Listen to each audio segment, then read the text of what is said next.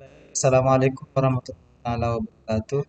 Alhamdulillahirabbil alamin. Hamdan wa syukran lillah. La haula wala quwwata illa billah. Amma.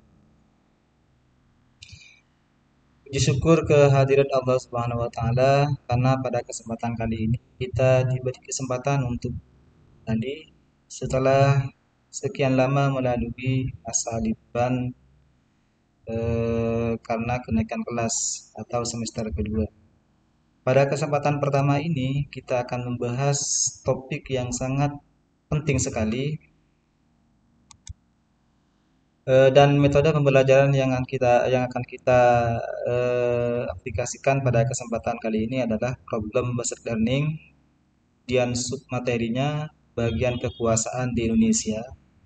Media pembelajarannya YouTube, WhatsApp, Google Classroom.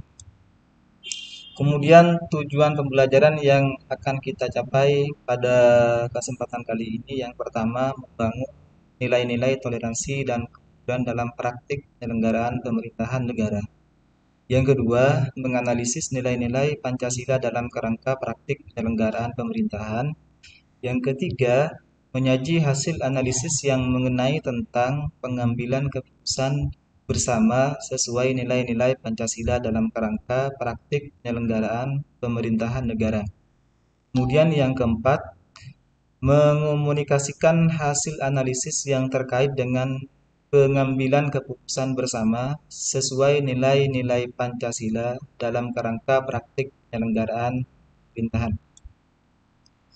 Oke, kemudian materi pembelajarannya yang A, macam-macam kekuasaan. Macam-macam kekuasaan ada tiga. Yang pertama kekuasaan legislatif, yang kedua kekuasaan eksekutif, yang ketiga kekuasaan yudikatif. Nanti secara garis besarnya akan saya jelaskan di slide berikutnya. Kemudian yang B, pembagian kekuasaan di Indonesia. Pembagian kekuasaan secara horizontal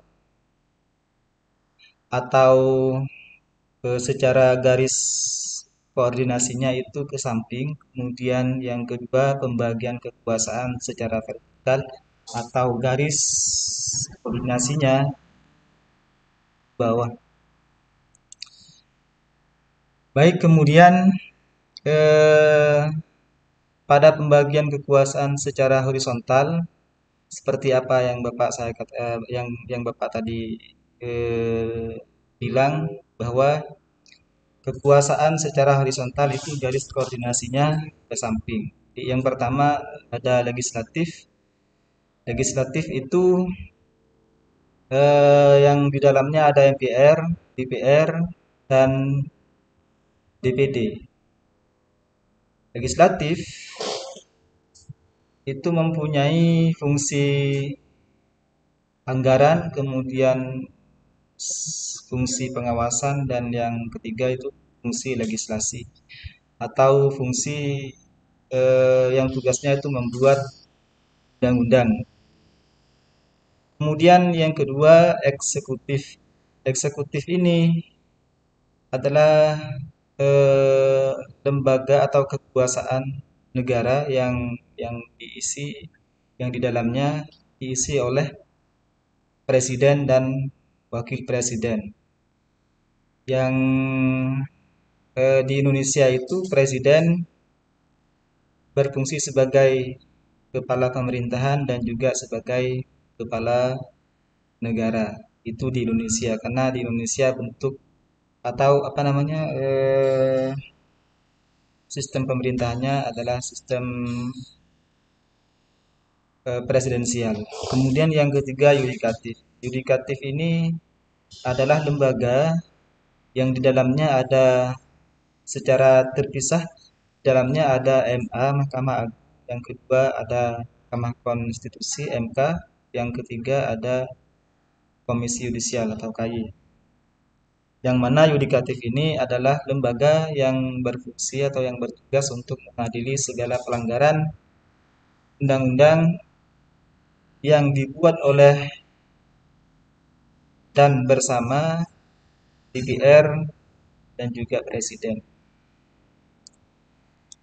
Kemudian pembagian kekuasaan secara vertikal.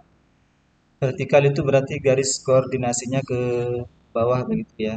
Jadi pembagian kekuasaan secara vertikal itu dibagi dari pusat yang di bawahnya ada provinsi atau daerah tingkat satu.